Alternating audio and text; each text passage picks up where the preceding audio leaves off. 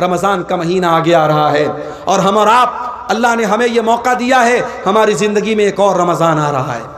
پچھلے رمضان میں آپ کو یاد ہوگا، آپ کے اسی گاؤں میں بہت سارے لوگ رمضان میں آپ کے ساتھ روزہ رکھتے تھے، مسجد میں تراویح کی نماز پڑھتے تھے، آپ کے ساتھ افطار کرتے تھے، آپ کے ساتھ سحری کرتے تھے، مگر آج وہ ہمارے بیچ میں نہیں ہیں، اللہ کو پیارے ہو چکے ہیں، انتقال ہو چکا ان کا، اللہ کے پاس چلے گئے، مگر ہم ابھی زندہ ہیں، ہم اور آپ زندہ ہیں، اور اللہ تعالیٰ ہمیں ایک اور رمضان دے رہا ہے۔ یہ بڑا اچھا موقع ہے میرے بھائی کہ اپنے حالات کو ہم سدھار لیں، اپنی کمیوں کو ٹٹول لیں۔ جو شرابی کہتا ہے کہ شراب نہیں چھوٹ رہی ہے، میں دعوے کے ساتھ کہتا ہوں سچے دل سے، اگر وہ صرف رمضان میں یہ طے کر لے میں شراب کو ہاتھ نہیں لگاؤں گا، سچے دل سے اللہ سے تڑپ تڑپ کے دعا کرے کہ اللہ اس گندگی سے مجھے بچا لے، اگر وہ رمضان کی پہلی تاریخ سے رمضان کی آخری تاریخ تک شراب کو ہاتھ نہ لگائے، اگر اس کی توبہ سچی ہے، اس کی نیت سچی ہے، اس کے دل کا ارادہ پکا ہے، انشاءاللہ رمضان کے بعد بھی وہ شراب کو ہاتھ نہیں لگائے گا۔ جو لوگ سال بھر نماز نہیں پڑھتے، آئیے رمضان آپ کو موقع دے رہا ہے۔ اللہ کے نبی نے بد دعا کی اس انسان کے لیے جو رمضان کا مہینہ پائے اور اپنی بخشش نہ کروا سکے۔ میرے بھائیوں، رمضان کوئی معمولی مہینہ نہیں ہے، رمضان ہمیں چینج کر دیتا ہے۔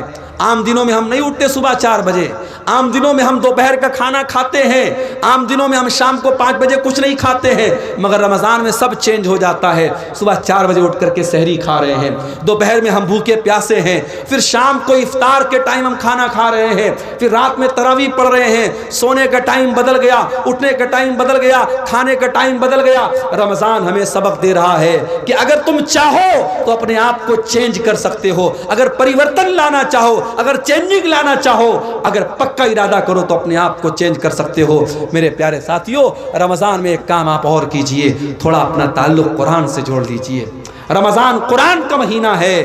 میرے بھائیوں، آج اس امت کے لیے بڑے افسوس کی بات ہے، ہمارا نوجوان 1 گھنٹہ موبائل کے بغیر نہیں رہ سکتا۔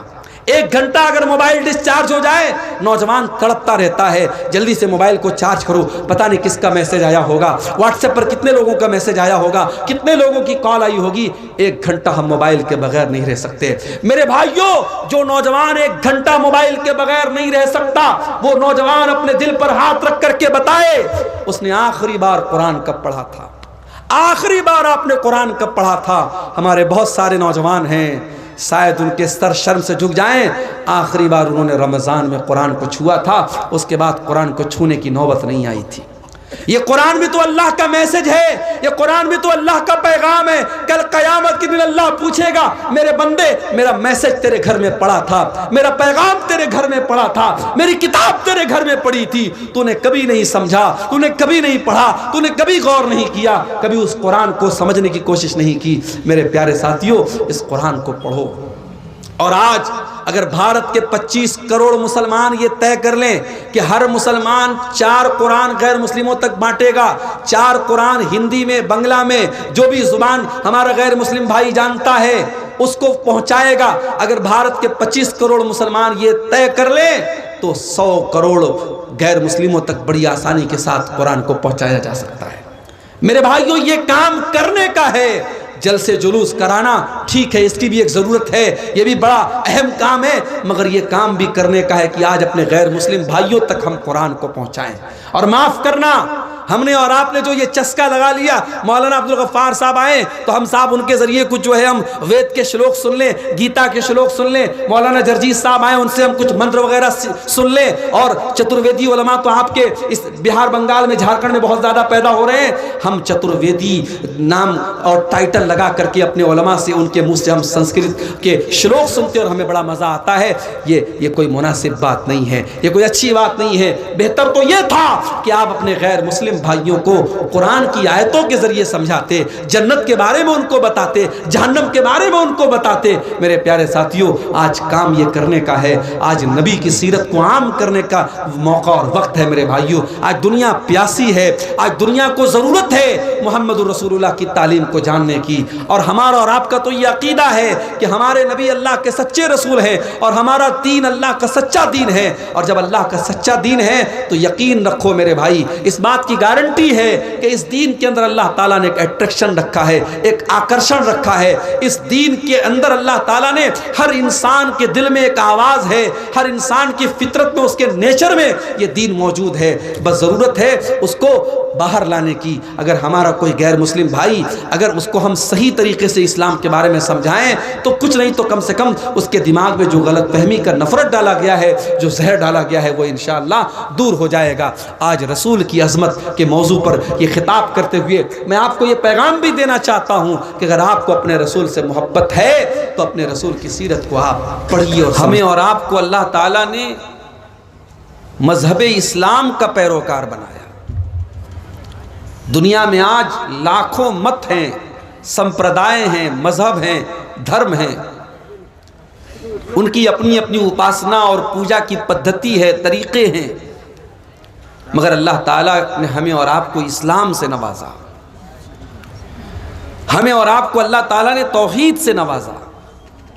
یہ اللہ کی سب سے بڑی نعمت ہے، اور یہی وجہ ہے کہ قرآن مجید میں اللہ تبارک و تعالیٰ نے کسی اور چیز کے اوپر احسان نہیں جتایا، کسی اور چیز کا نام لے کر کے اللہ نے یہ نہیں کہا کہ میں نے یہ چیز تم کو دے کر کے تم پر احسان کیا ہے، لیکن اللہ تعالیٰ نے جب اپنے آخری نبی جناب محمد رسول اللہ صلی اللہ علیہ وسلم کو اس دھرتی پر بھیجا تو اللہ تعالیٰ نے اس کو اپنا بہت بڑا احسان قرار دیا۔ قرآن کے سورہ آل عمران میں اللہ نے فرمایا لَقَدْ مَنَّ اللَّهُ عَلَى الْمُؤْمِنِينَ إِذْ بَعَثَ فِيهِمْ رَسُولًا مِّنْ أَنفُسِهِمْ يَتْلُو عَلَيْهِمْ آيَاتِهِ وَيُزَكِّيهِمْ وَيُعَلِّمُهُمُ الْكِتَابَ وَالْحِكْمَةَ۔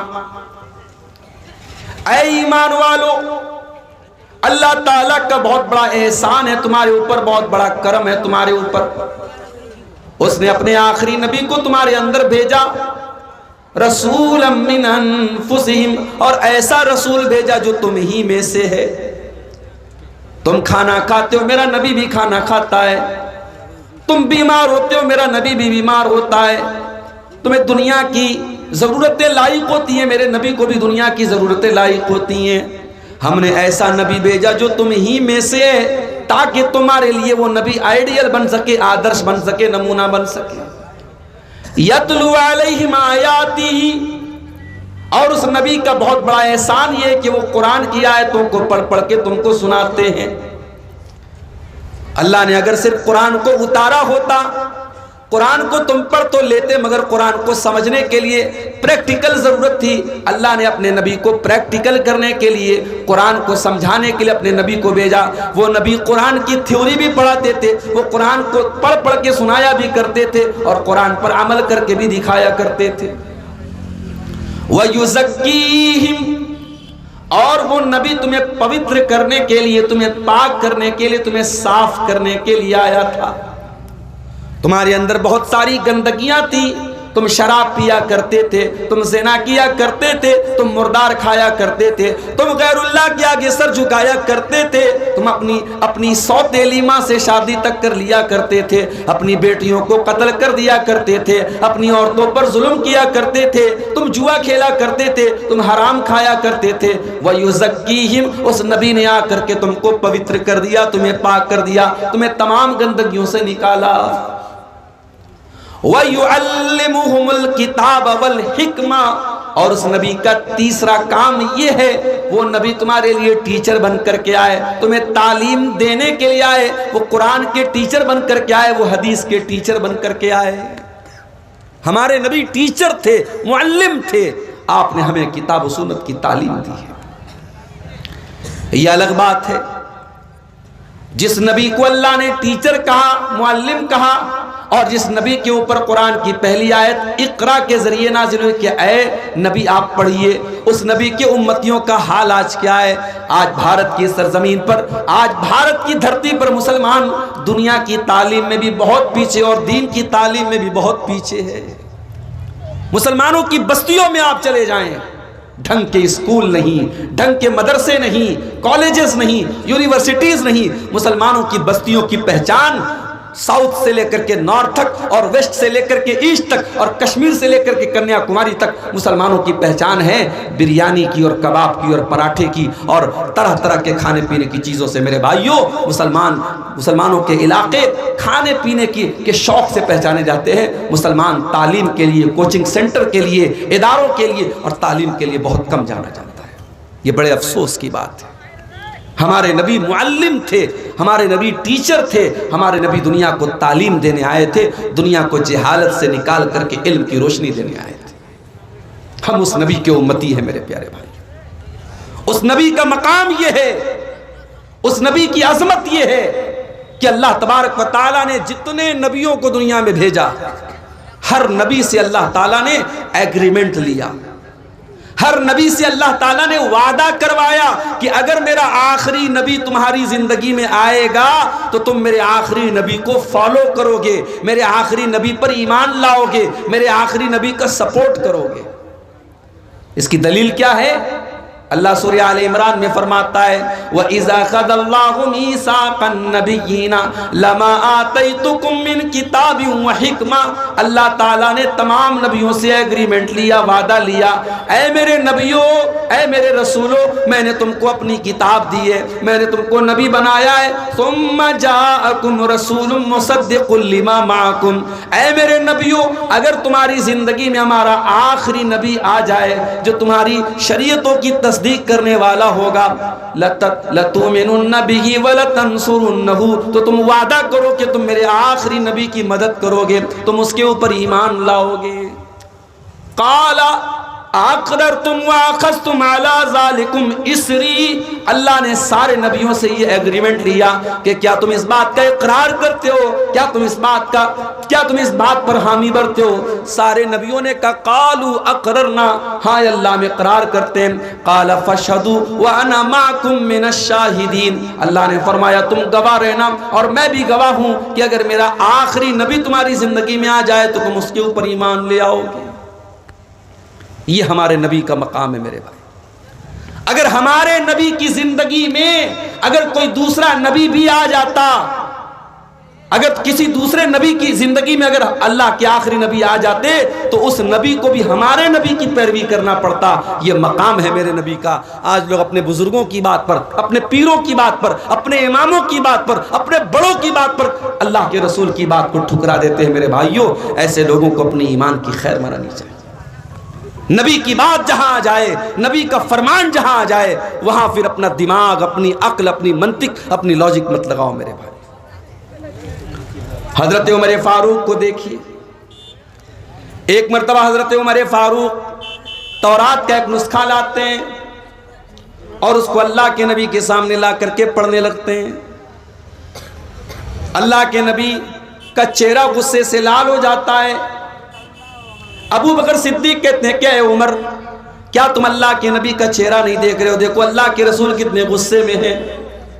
حضرت عمر فاروق نے جب نبی کا چہرہ دیکھا، تورات کے اس نسخے کو زمین پر ڈال دیا اور فوراً ادب کے ساتھ کہنے لگے اعوذ باللہ من غضب اللہ، میں اللہ کی پناہ چاہتا ہوں اللہ کے غضب سے۔ رضیت باللہ ربا وبمحمد رسولا وبالاسلام دینا، میں اللہ کو اپنا رب مانتا ہوں، میں محمد کو اپنا رسول مانتا ہوں، میں اسلام کو اپنا دین مانتا ہوں۔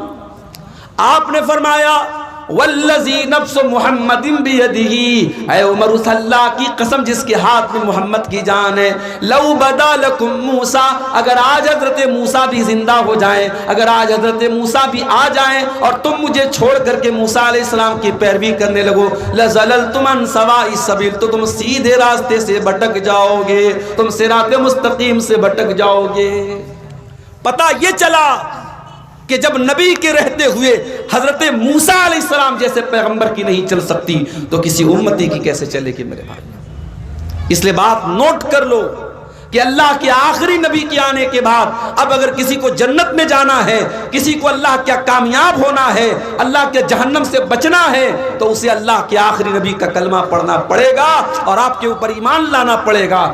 یہاں تک کہ اگر کوئی توحید کا قائل ہے، کوئی ایک اللہ کے آگے سر جھکاتا ہے، لیکن اگر وہ محمد رسول اللہ صلی اللہ علیہ وسلم کا کلمہ نہیں پڑھتا ہے تو وہ نجات نہیں پا سکتا ہے۔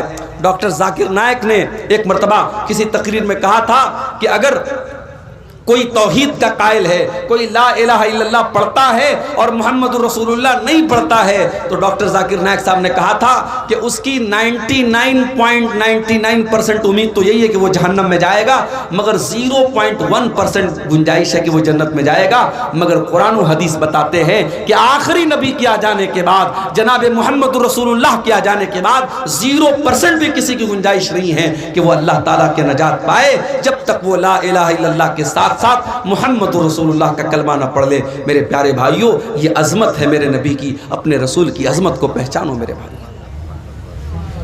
ہم جانتے ہیں مسلمان خانہ کعبہ کی طرف نماز پڑھنے سے پہلے کدھر کی طرف منہ کر کے نماز پڑھتے تھے؟ بیت المقدس کی طرف۔ وہی بیت المقدس جو آج یہودیوں کے قبضے میں ہے، وہی بیت المقدس جہاں ہمارے مظلوم فلسطینی بھائیوں کو مارا جا رہا ہے، ان کے بچوں کو، ان کی عورتوں کو مارا جا رہا ہے، اسی بیت المقدس کی طرف چہرہ کر کے اللہ کے نبی نماز پڑھتے تھے۔ مگر آپ کے دل میں یہ تمنا تھی، آپ کا دل چاہتا تھا کہ اللہ تبارک و تعالیٰ خانہ کعبہ کو ہمارا قبلہ بنا دے، مسجد حرام کو ہمارا قبلہ بنا دے۔ اللہ کے نبی اپنی زبان سے یہ بات نہیں کہہ رہے، آپ کے دل میں یہ ارادہ ہے، آپ کے دل کی یہ خواہش ہے، آپ کی اچھا یہ ہے۔ اللہ تعالیٰ اپنے نبی سے کتنی محبت کرتا ہے میرے پیارے ساتھیوں، جس بات کو نبی اپنی زبان پر بھی نہیں لائے، صرف نبی کے دل میں یہ ارادہ چل رہا تھا۔ اللہ نے قرآن میں فرمایا قَدْ نَرَى تَقَلُّبَ وَجْهِكَ فِي السَّمَاءِ فَلَنُوَلِّيَنَّكَ قِبْلَةً تَرْضَاهَا۔ اے نبی، جب آپ نماز پڑھتے ہیں اور بار بار آسمان کی طرف دیکھ کر کے آپ انتظار کرتے ہیں کہ اے اللہ تیرا کوئی حکم ایسا آ جائے، ہمارا قبلہ بدل دیا جائے، ہمارا قبلہ خانہ کعبہ کو بنا دیا جائے، اے نبی اللہ تعالیٰ آپ کی نظر کو دیکھ رہا ہے، آپ کے دل کی خواہشات کو دیکھ رہا ہے۔ فَوَلِّ وَجْهَكَ شَطْرَ الْمَسْجِدِ الْحَرَامِ، اے نبی جائیے، اللہ تعالیٰ آپ کی خواہش کو پورا کر رہا ہے۔ اب آج کے بعد سے مسلمانوں کو حکم دیا جا رہا ہے، ان کو نماز میں قبلہ خانہ کعبہ کو بنانا ہے، ان کو خانہ کعبہ کی طرف منہ کر کے نماز پڑھنا ہے۔ یہ مقام ہے ہمارے نبی کا، ہمارے نبی کے دل کی جو خواہش تھی اللہ تعالیٰ نے اس خواہش کو پورا کر دیا میرے پیارے۔ پورا قرآن آپ اٹھائیے، اللہ نے موسیٰ علیہ السلام کا نام لیا، کہا یا موسیٰ، عیسیٰ علیہ السلام کو پکارا، کہا یا عیسیٰ، داؤد علیہ السلام کو پکارا، کہا یا داؤد۔ لیکن پورے قرآن میں کہیں پر آپ کو یا محمد نہیں ملے گا۔ اللہ نے اپنے آخری نبی کو جب بھی پکارا یا ایوہ النبی کہا، یا ایوہ الرسول کہا، یا ایوہ المدثر کہا، یا ایوہ المزمل کہا۔ یہ عظمت ہے اس آخری نبی کی، یہ مقام ہے اس آخری نبی کا۔ اس نبی کا مقام تو یہ ہے میرے پیارے بھائیوں، جب اللہ کے نبی معراج کے سفر پہ جاتے ہیں، بیت المقدس میں آپ پہنچتے ہیں، آپ فرماتے ہیں رأیتنی فی جماعت من الانبیاء، میں نے دیکھا کہ وہاں بہت سارے انبیاء کی جماعت موجود ہے، آدم علیہ السلام موجود ہیں، ابراہیم علیہ السلام موجود ہیں، نوح علیہ السلام موجود ہیں، اسحاق علیہ السلام موجود ہیں، وہاں بہت سارے نبیوں کی جماعت کو میں نے دیکھا۔ فحانت الصلاۃ، اتنے میں وہاں نماز کا ٹائم ہو گیا۔ سارے نبیوں نے کہا آج ہمارا امام اگر کوئی ہے تو جناب محمد رسول اللہ صلی اللہ علیہ وسلم ہے۔ سارے نبیوں نے اللہ کے نبی کو امامت کے لیے آگے بڑھایا، فَأَمَمْتُهُمْ، اور اللہ کے نبی نے ان سارے نبیوں کو نماز پڑھائی۔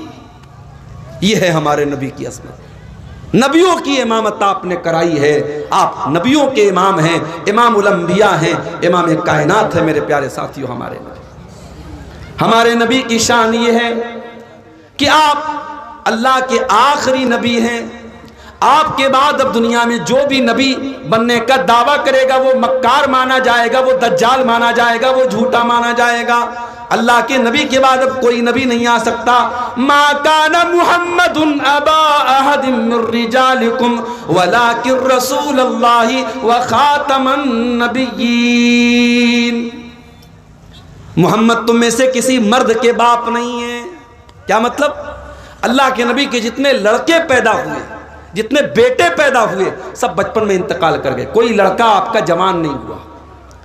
کوئی بیٹا آپ کا جوان نہیں ہوا. ہاں ایک بچے کو آپ نے پالا تھا, کوئی اس کا نام بتا سکتا ہے؟ ایک بچے کو آپ نے پالا تھا, ان کا نام تھا زید بن حارثہ رضی اللہ تعالیٰ عنہ.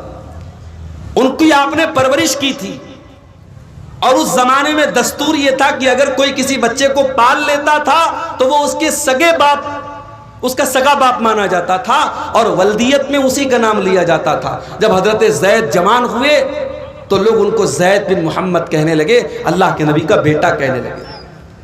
حضرت زید کی شادی ہوتی ہے حضرت زینب کے ساتھ, میاں بیوی میں بن نہیں پاتی ہے, طلاق ہو جاتی ہے.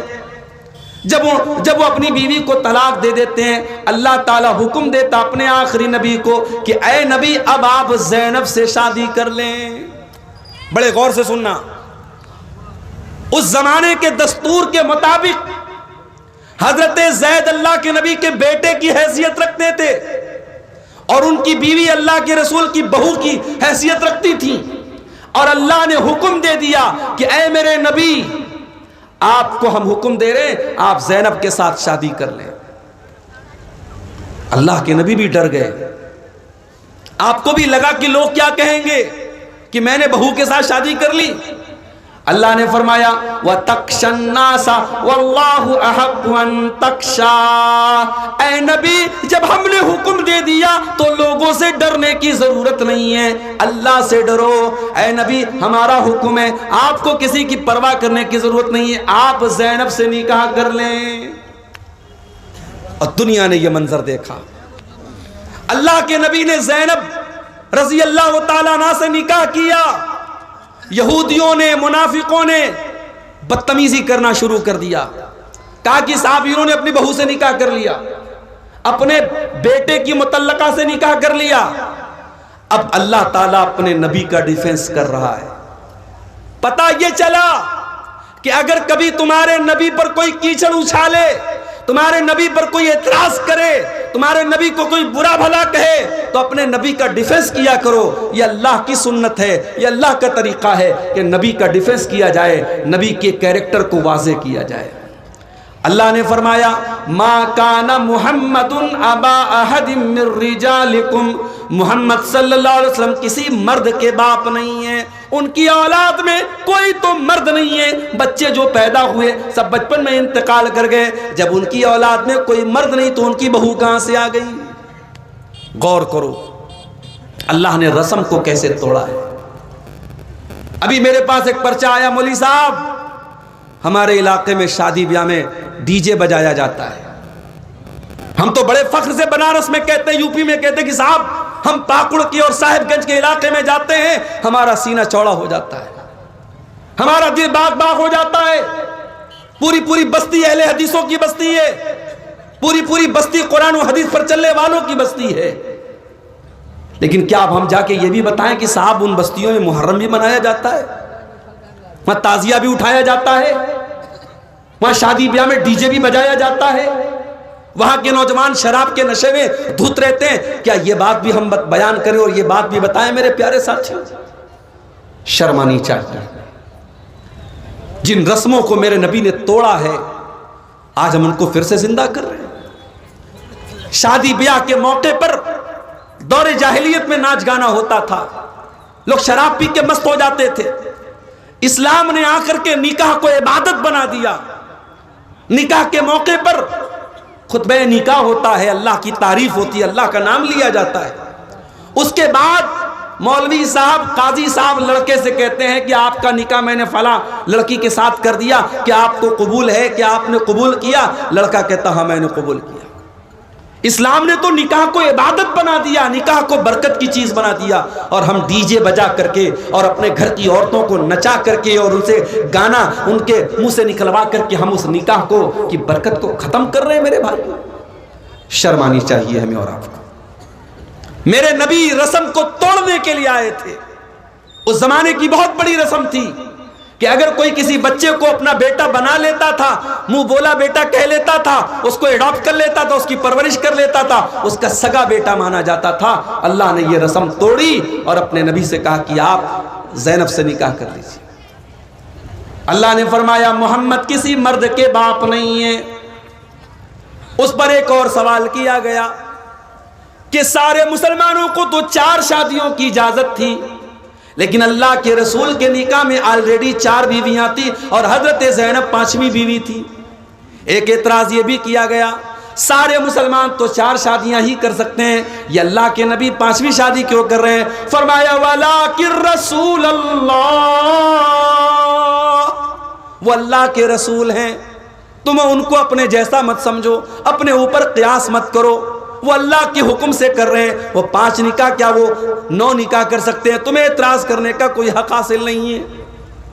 ایک اور اعتراض کیا گیا کہ اگر شادی کرنی ہی تھی کوئی اور کر لیتا، ابو بکر کر لیتے، عمر کر لیتے، عثمان کر لیتے، علی کر لیتے، کوئی صحابی کر لیتے، اللہ کے نبی کو اپنے منہ بولے بیٹے کی متعلقہ سے نکاح نہیں کرنا چاہیے تھا۔ یہ اعتراض بھی لوگوں نے کیا۔ فرمایا وَخَاتَمَ النَّبِيِّينَ، میرا نبی تو آخری نبی ہے، میرے نبی کے اوپر تو نبوت کی مہر لگائی جا چکی ہے، اب آپ کے بعد کوئی نبی آنے والا نہیں ہے۔ اگر آپ رسم و رواج کو نہیں توڑیں گے، اگر آپ رسم و رواج کو ختم نہیں کریں گے تو کون ختم کرے گا؟ افسوس کی بات ہے میرے بھائیوں، جو نبی رسم و رواج کو توڑنے کے لیے آئے تھے، آج اس نبی کے امتی رسم و رواج میں ڈوبے پڑے۔ جہیز کی گندگی آج آپ کے اس اہل حدیث سماج میں اور آپ کے اس انصاری سماج میں پائی جاتی ہے۔ باقاعدہ ڈیمانڈ ہوتی ہے، لڑکی والوں سے باقاعدہ ڈیمانڈ ہوتی ہے، لڑکی سسرال آتی ہے، قدم قدم پہ تانے دیے جاتے ہیں، تو کیا لے کے آئی، تیرے باپ نے کیا دیا تجھے؟ ساس تانا دیتی ہے، سسر تانا دیتا ہے۔ یہ ہمارے سماج کا یہ حال ہے میرے پیارے بھائیوں۔ آج یہی وجہ ہے کہ آج بیٹیاں بوجھ بن گئی ہیں۔ آج بیٹیاں کیوں ماں کے پیٹ میں کیوں ماری جا رہی ہیں؟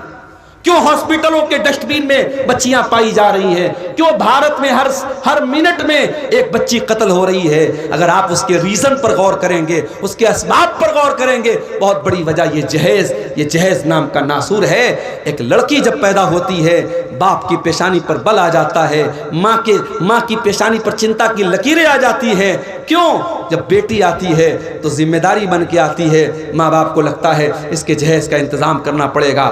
ابھی اتر پردیش کے سدھارتھ نگر میں میرا پروگرام تھا، اتفاق سے رات میں 9 بجے میں پہنچا، ایک نکاح کی تقریب تھی، نکاح کا فنکشن تھا۔ مجھ سے لوگوں نے کہا مولانا آپ بڑے موقع سے آئے ہیں، نکاح پڑھا دیجئے۔ ایک ڈاکٹر صاحب ہیں، اپنی جماعت کے ہیں، لڑکی والے بھی اہل حدیث ہے، لڑکا والا بھی اہل حدیث ہے، آپ نکاح پڑھا دیجئے۔ میں نے نکاح پڑھا دیا۔ نکاح پڑھانے کے بعد میں ایک صاحب کہنے لگے مولانا آپ نے نکاح تو پڑھا دیا، آپ کو معلوم ہے اس نکاح میں جہیز کتنا ملا ہے؟ میں نے کہا مجھے تو نہیں معلوم۔ کہا کہ لڑکا چونکہ ڈاکٹر ہے تو 5 لاکھ روپیہ کیش اور 10 لاکھ کی گاڑی اس کو ملی ہے۔ 5 لاکھ روپے کیش اور 10 لاکھ روپے کی گاڑی لڑکی والوں سے باقاعدہ ڈیمانڈ کر کے لیا گیا ہے۔ تو میں نے کہا اس کا مطلب لڑکی والے بہت پیسے والے لوگ ہیں، بہت بڑے لوگ ہیں؟ کہا نہیں مولوی صاحب، زمین بیچ کر کے لڑکی والوں نے یہ کام کیا ہے۔ اللہ اکبر، ہم اس لیول پر پہنچ گئے۔ ایک لڑکی کا باپ اپنی لڑکی کی شادی کرنے کے لیے اپنا گھر بیچے، اپنی زمین بیچے، اپنی کڈنی بیچے، اپنا جسم بیچے، اور اس کے بعد وہ لڑکی کی شادی کرے۔ میرے پیارے ساتھیوں، اللہ کی قسم یہ میرے نبی کا طریقہ نہیں ہے، یہ میرے نبی کو اسوہ نہیں ہے۔ میرے نبی نے بیٹیوں کو بوجھ نہیں بنایا ہے، میرے نبی نے تو بیٹیوں کو رحمت بنایا تھا، میرے نبی نے تو بیٹیوں کو رحمت بتایا تھا۔ میرے نبی نے جو طریقہ بتایا ہے اس طریقے میں کبھی لڑکی کے باپ کو کسی کے دروازے پہ جا کے بھیک مانگنے کی ضرورت نہیں ہے، کسی بینک سے لون لینے کی ضرورت نہیں ہے۔ اسلام نے تو لڑکی کے باپ پر کسی بھی طریقے کی دعوت بھی نہیں رکھی ہے۔ دعوت بھی دے گا تو لڑکے کا باپ دے گا، ولیمہ کا انتظام لڑکے والا کرے گا۔ لیکن آج افسوس کی بات یہ ہے، ہم اہل حدیث بھی ہیں صاحب، ہم بڑے پکے مسلمان بھی ہیں، ہم جو ہے بہت اپنے آپ کو دیندار بھی کہہ رہے ہیں، اور یہ ساری گندگیاں آج ہمارے اندر ہیں۔ میرے پیارے ساتھیوں، اس نبی کا کلمہ پڑھتے وقت ہمیں سوچنا چاہیے، اس نبی سے اپنا نام جوڑتے وقت ہم سوچنا چاہیے کہ وہ نبی کیسے تھے اور ہم کیسے۔ میرے پیارے ساتھی، اس نبی کی عظمت جانتے ہو؟ اللہ نے فرمایا لَقَدْ جَاءَكُمْ رَسُولٌ مِّنْ أَنفُسِكُمْ عَزِيزٌ عَلَيْهِ مَا عَنِتُّمْ۔ اے مسلمانوں، تم اللہ کا شکریہ ادا کرو، اللہ نے تم کو اتنا پیارا رسول دیا، اتنا پیارا رسول دیا، عزیز علیہ ما عنتم، جب تمہیں تکلیف پہنچتی ہے میرے نبی کو برا لگتا ہے، تمہاری تکلیف میرے نبی کے دل کو چوٹ پہنچاتی ہے، تم تکلیف میں پڑتے ہو اور درد میرے نبی کو ہوتا ہے۔ عزیز علیہ ما عنتم حریص علیکم، اور وہ نبی تمہیں ہر طریقے سے فائدہ پہنچانا چاہتے ہیں۔ ہمارے نبی کا مشن ایک تھا میرے بھائی، لوگوں کا کیسے فائدہ ہو جائے، لوگوں کا کیسے بھلا ہو جائے، لوگ کیسے جہنم کی آگ سے بچ جائے، یہی مشن تھا میرے نبی کا۔ طائف میں پتھر کیوں کھائے آپ نے؟ آپ کے اوپر نماز کی حالت میں آپ کا گلا دبانے کی کوشش کی گئی، آپ کی گردن پر گندگی لا کے ڈالی گئی، آپ کو شاعر کہا گیا، آپ کو پاگل کہا گیا، آپ کو جادوگر کہا گیا، آپ کو مکہ سے نکلنے پر مجبور کیا گیا، آپ سے جنگ لڑی گئی، جنگ احد میں آپ کے دانت توڑے گئے، آپ کا چہرہ لہو لہان ہو گیا، آپ زخمی ہو گئے، آپ کو زہر دیا گیا۔ یہ ساری تکلیفیں میرے نبی نے کس لیے برداشت کی میرے بھائی؟ کیا نعوذ باللہ میرے نبی کو شہرت چاہیے تھی؟ میرے نبی کو دنیا کی دولت چاہیے تھی؟ میرے نبی کو دنیا میں نام کمانا تھا؟ نہیں، میرے نبی کا ایک ہی مشن تھا، فَلَعَلَّكَ بَاخِعٌ نَفْسَكَ عَلَىٰ آثَارِهِمْ إِن لَّمْ يُؤْمِنُوا بِهَٰذَا الْحَدِيثِ أَسَفًا۔ اے نبی، آپ کو تو بس ایک بات کی چنتا ہے، ایک بات کی فکر ہے، لوگ کیسے ایمان لے آئیں۔ اے نبی، اس چنتا میں، اس فکر میں کہیں آپ اپنے آپ کو ختم نہ کر لیں، کہیں آپ اپنے آپ کو ہلاک نہ کر لیں۔ نبی کا تو ایک ہی مشن تھا میرے بھائی، نبی لوگوں کو جہنم کی آگ سے بچانے کے لیے آئے تھے۔ اور اسی لیے اللہ کے نبی فرماتے ہیں، بخاری اور مسلم کی روایت ہے، او لوگو، میری مثال اور تمہاری مثال ایسی ہے جیسے کوئی انسان آگ جلاتا ہے، اور جیسے ہی آگ جلاتا ہے فَجَعَلَ هَٰذِهِ الْفِرَاشُ وَالدَّوَابُ يَقَعْنَ فِيهَا، یہ پتنگے اور یہ پروانے اس آگ میں جانے لگتے ہیں، ان پتنگوں کو، ان پروانوں کو وہ ہٹانے کی کوشش کرتا ہے مگر وہ بار بار اس آگ میں جاتے ہیں۔ اللہ کے نبی فرماتے ہیں، أَنَا آخِذٌ بِحُجَزِكُمْ عن النار وانتم تقتحمون فيها۔ اے میری امت کے لوگوں، میں تو تمہاری کمر پکڑ کے تم کو جہنم کی آگ سے بچانے کے لیے آیا ہوں، لیکن تم بار بار جہنم کی آگ میں چلتے چلے جا رہے ہو۔ وہ نبی ہمیں جہنم سے بچانے کے لیے آئے تھے میرے بھائی۔ معراج کا واقعہ یاد کیجیے، اللہ تعالیٰ نے آپ کو 50 ٹائم کی نماز دی، آپ واپس آئے، موسیٰ علیہ السلام سے ملاقات ہوئی، انہوں نے پوچھا کہ کیا ملا؟ کہا 50 ٹائم کی نماز ملی۔ کہا اے محمد صلی اللہ علیہ وسلم، آپ کی امت 50 ٹائم کی نماز نہیں پڑھ پائے گی، میں نے بنی اسرائیل کو بہت آزمایا ہے، بہت تجربہ کیا ہے، آپ جائیے اور اپنے رب سے کم کروائیے۔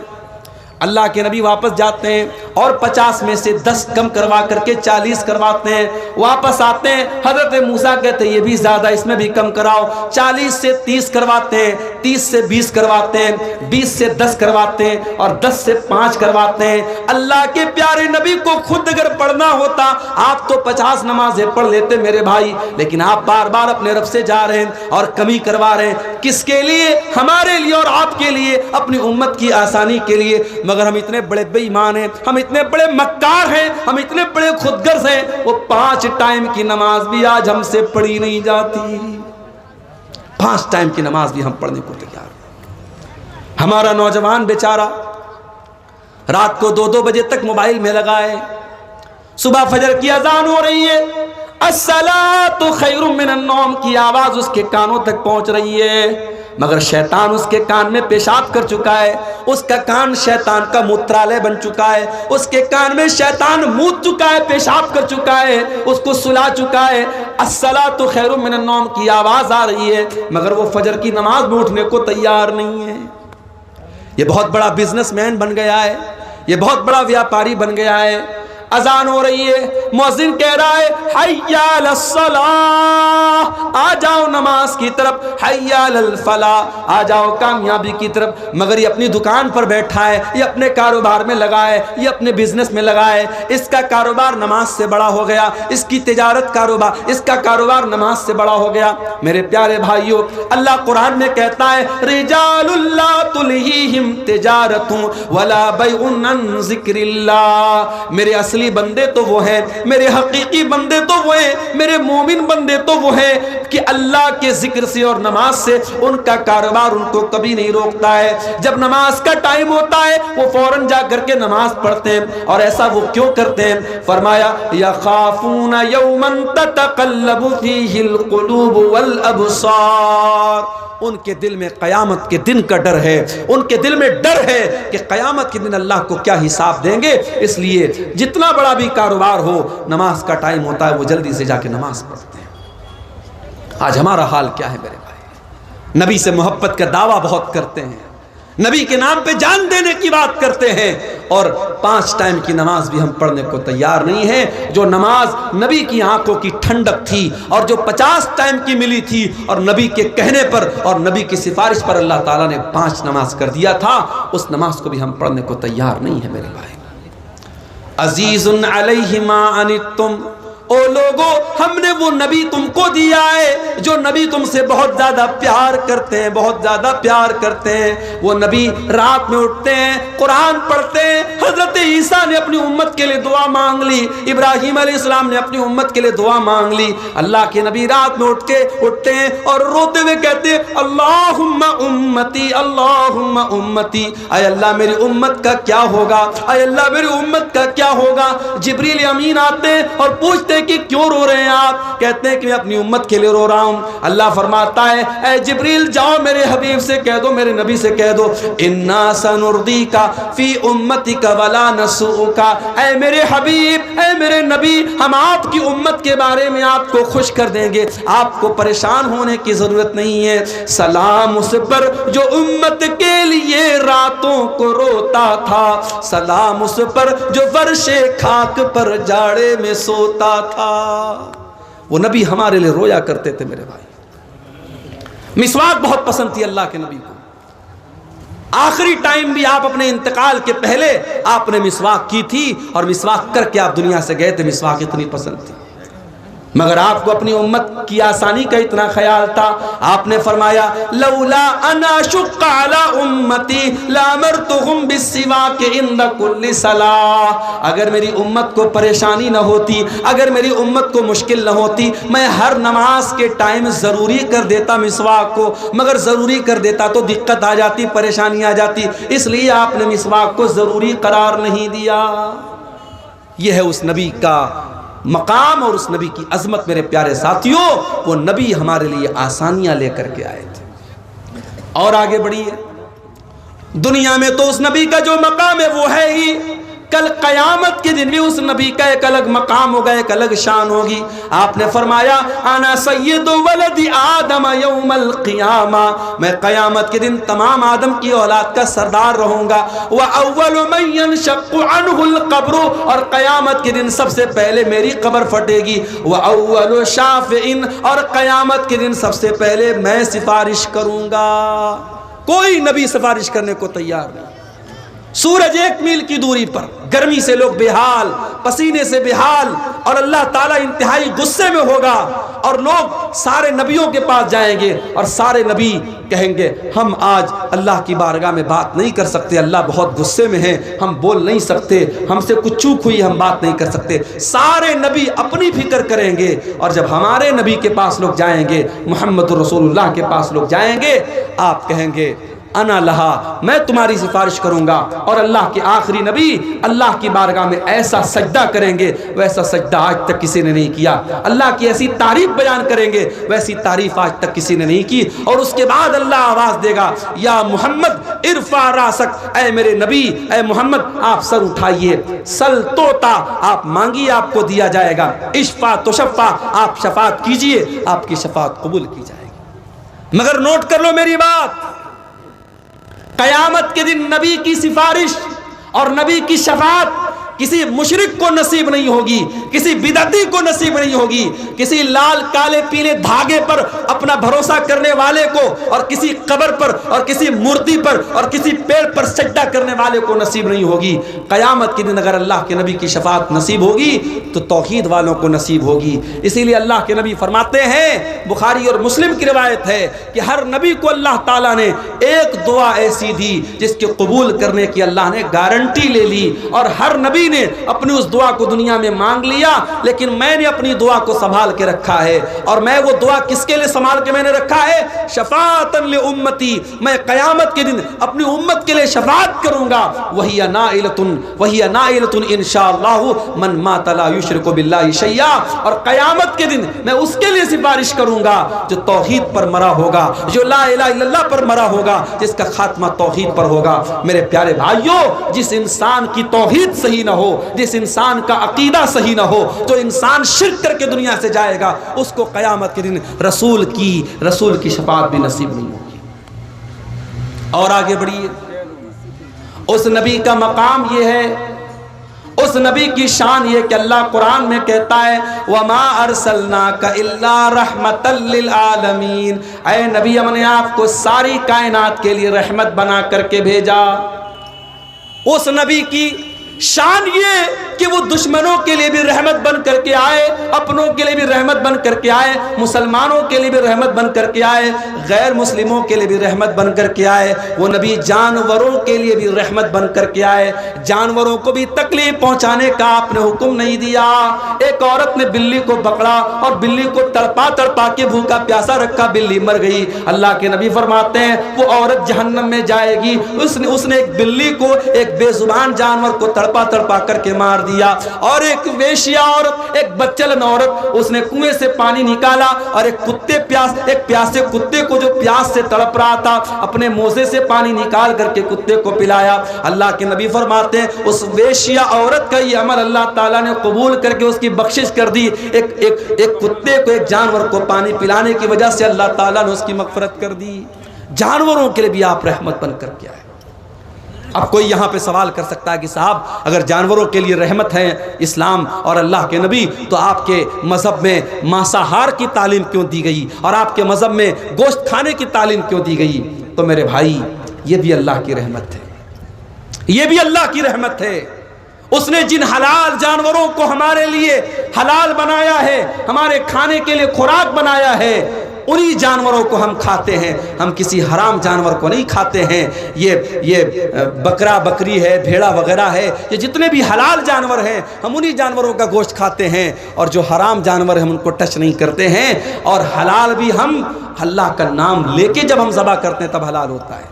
ایسا نہیں کوئی بکرا اگر مرا پڑا ہو، جنگل میں مرا پڑا ہو، ہم نہیں کھا سکتے جب تک اللہ کا نام لے کر اسلامی طریقے سے اس کو ذبح نہ کیا گیا ہو، ہم اس کو نہیں کھا سکتے ہیں۔ اور جب ہم جانور کو ذبح کرتے ہیں تو میڈیکل سائنس یہ کہتا ہے کہ جو جھٹکے سے مارتے ہیں جانوروں کو، اس میں جانور کو بہت تکلیف ہوتی ہے۔ اور جو اسلام کا طریقہ ہے کہ اس کی جو رگیں، جو اسلام نے جو رگیں بتائی ہیں، اور ان رگوں کے اوپر جب چھری چلائی جاتی ہے تو جانور کی جان جو ہوتی ہے بہت آسانی سے نکلتی ہے۔ اور اسی لیے اللہ کے نبی فرماتے ہیں جب تم جانور کو ذبح کرو تو اچھے طریقے سے ذبح کرو، چھری کو تیز کر لو، جانور کو تڑپا تڑپا کے مارنے کی اسلام تعلیم نہیں دیتا ہے۔ میرے پیارے ساتھی، میرے نبی تو بے جان چیزوں کے لیے بھی رحمت بن کر کے آئے۔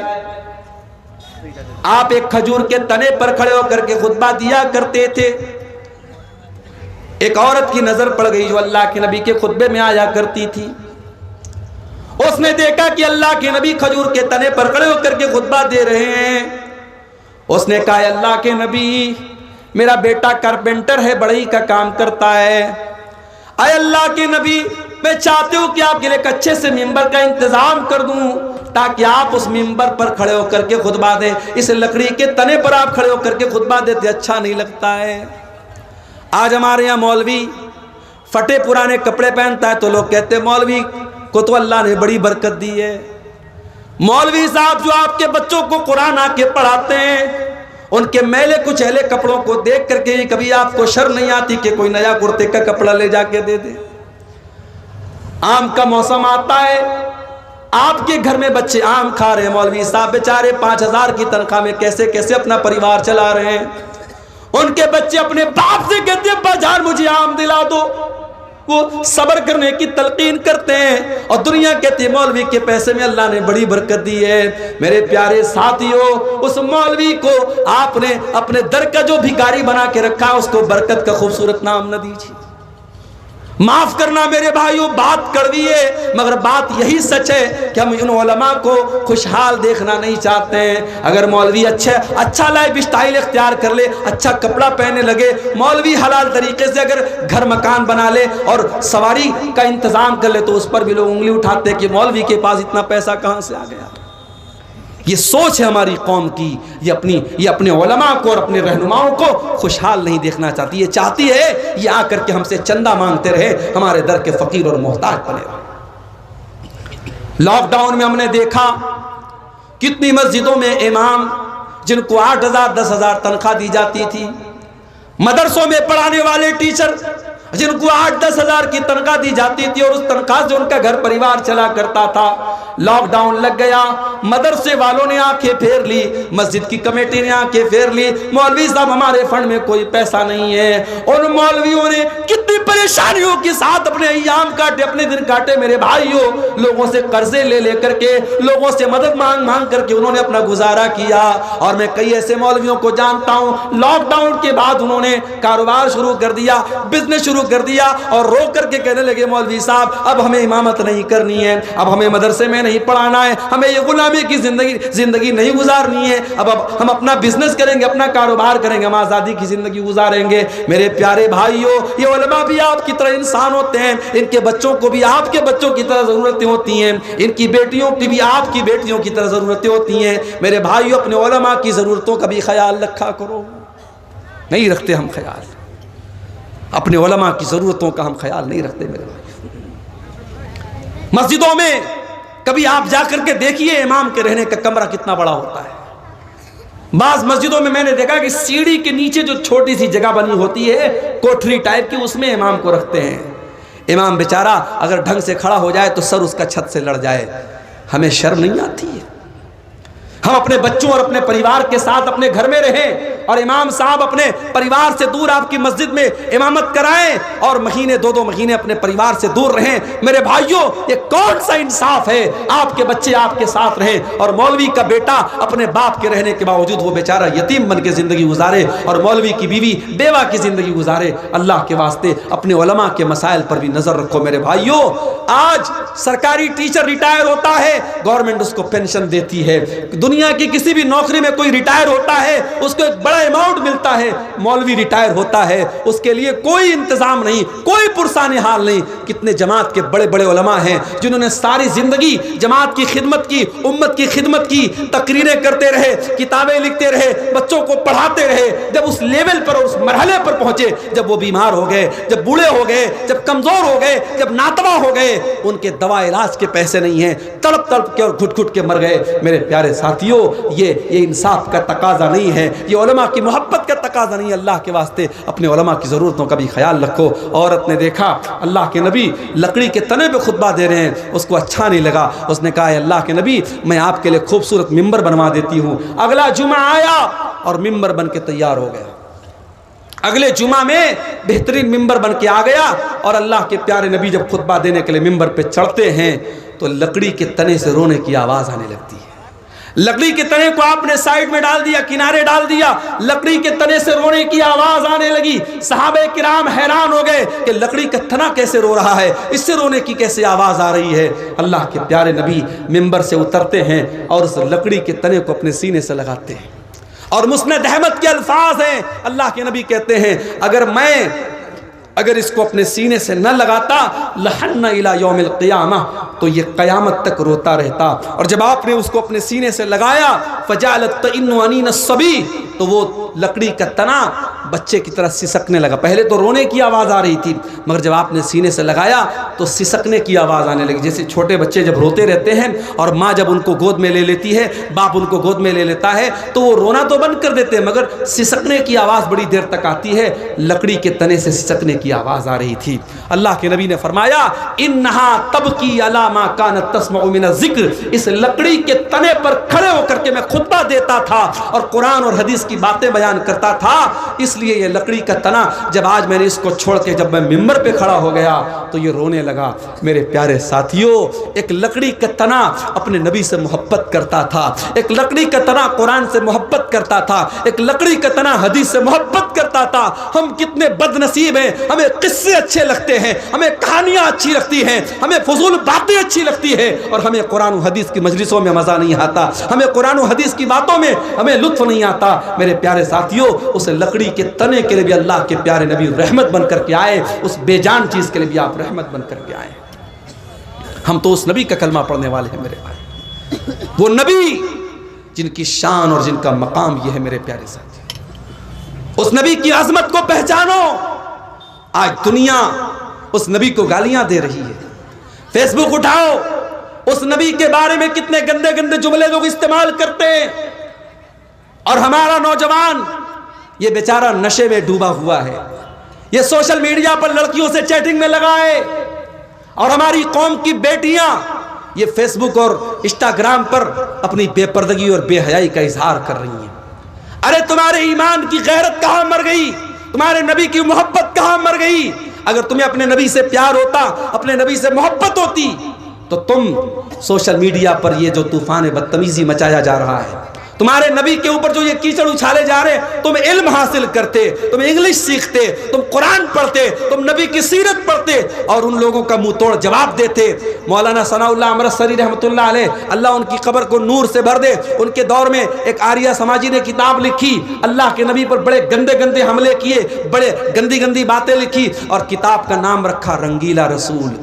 رنگیلا رسول کے نام سے کتاب لکھی، آج بھی انٹرنیٹ پر وہ کتاب موجود ہے ہندی زبان میں، مگر مولانا ثناء اللہ امرتسری کبھی موقع چوکتے نہیں تھے۔ اسلام پر جب بھی کوئی حملہ ہوتا تھا اور نبی کی شان پر جب کوئی حملہ ہوتا تھا، مولانا ثناء اللہ امرتسری فوراً اس کا جواب دیتے تھے۔ شمشیر بے نیام تھے وہ، انہوں نے مقدس رسول کے نام سے کتاب لکھی۔ میرے پیارے ساتھیوں، آج کبھی اپنے دلوں کو ٹٹولو اور اپنے گریبانوں میں جھانکو کہ آج اسلام سے محبت کا ہم نام لیتے ہیں، اسلام کا ڈیفنس کرنے کے لیے ہم کتنے تیار ہیں۔ میرے پیارے ساتھیوں، اگر نبی سے محبت ہے تو نبی کا ڈیفنس بھی کیا کرو، نبی کا دفاع بھی کیا کرو، نبی کی سیرت کو دنیا کے سامنے بیان بھی کیا کرو۔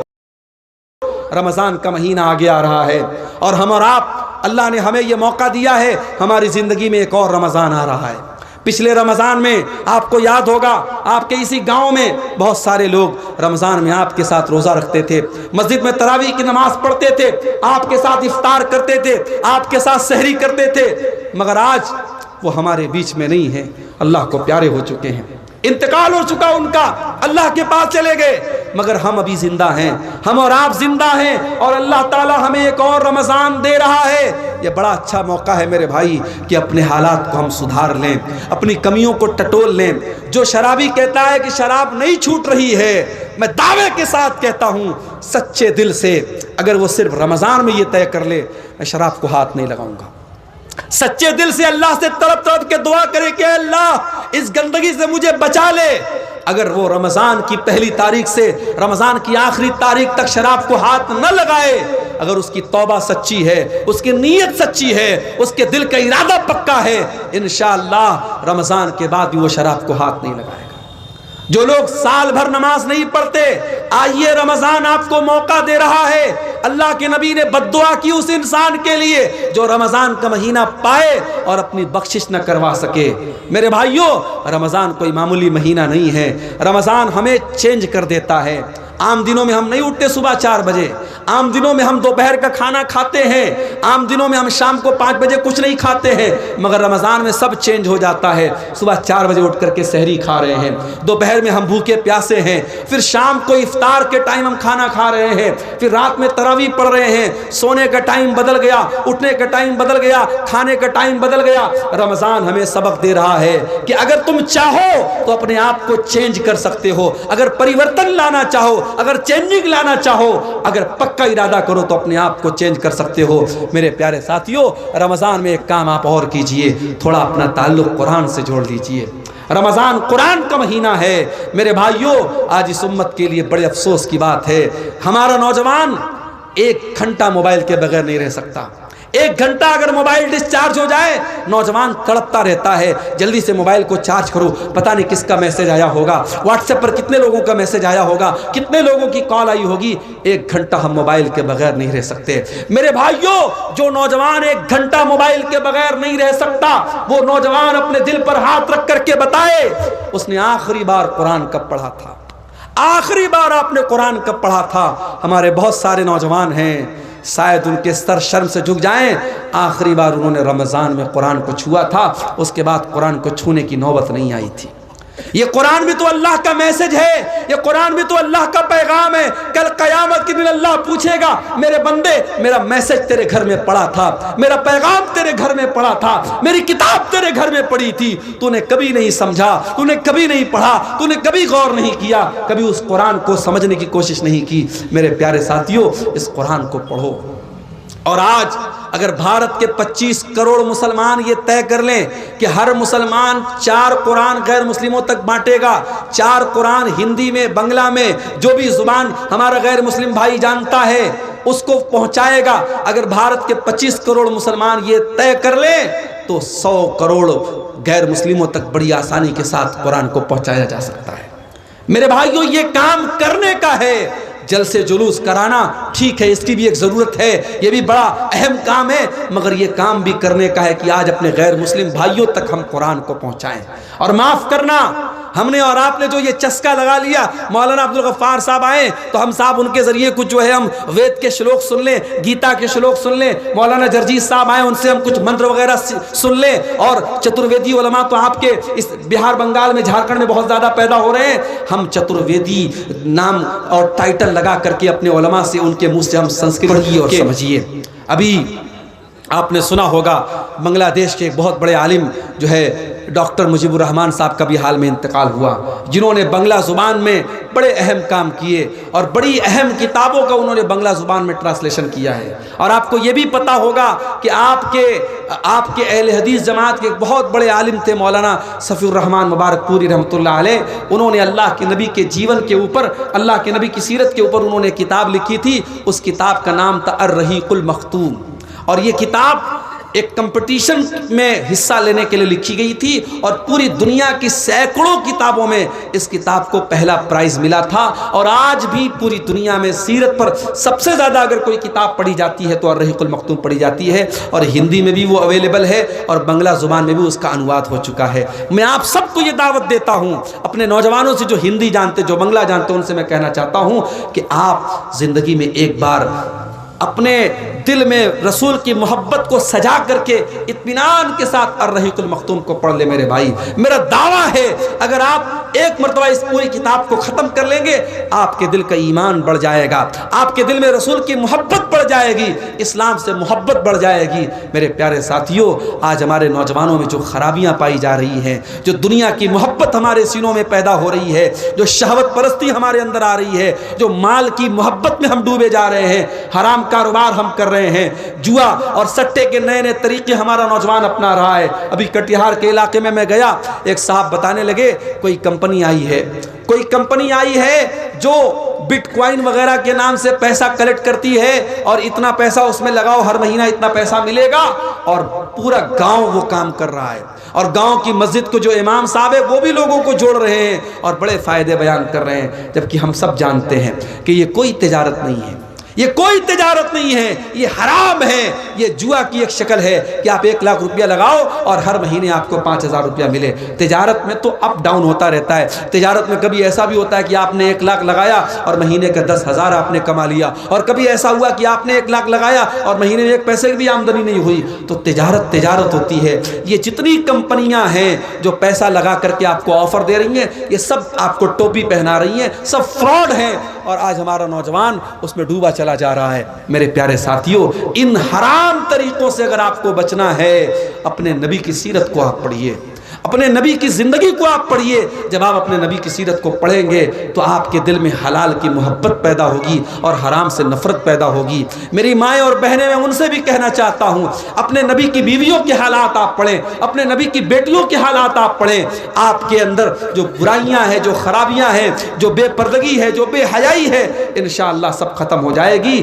آج ضرورت ہے کہ اپنے نبی کی سیرت کو ہم جانیں اور پڑھیں. میرے پیارے ساتھیوں، دعا کیجیے اللہ تعالیٰ سے رب العالمین ہمیں اپنے نبی سے صحیح اور سچی محبت کرنے کی توفیق عطا فرمائے. رب العالمین ہمارے دلوں میں جو بگاڑ ہے، جو بغض و عداوت ہے، جو لالچ ہے، جو مال کی محبت ہے، اللہ تعالیٰ اس کو ختم کر کے ہمارے دلوں میں اپنے نبی کی سچی محبت پیدا فرما دے. آئندہ آنے والے رمضان کے مہینے کا حق ادا کرنے کی اللہ تعالیٰ ہم سب کو توفیق عطا فرمائے. رمضان کے مہینے کے روزے، تراویح کی نماز، قرآن کی تلاوت، دعا اور اذکار کی پابندی کرنے کی اللہ تعالیٰ ہم سب کو توفیق عطا فرمائے. رب العالمین جس مدرسے کے لیے آج کا یہ پروگرام ہوا ہے، اس مدرسے کو دن دونی رات چوگنی ترقی عطا فرمائے. جو علماء یہاں تشریف لائے، دور دراز سے سفر کر کے آئے ہیں، اللہ ان علماء کے آنے جانے کو قبول فرمائے. رب العالمین ہم سب کو کہنے سننے سے زیادہ عمل کی توفیق عطا فرمائے. آمین. وآخر دعوانا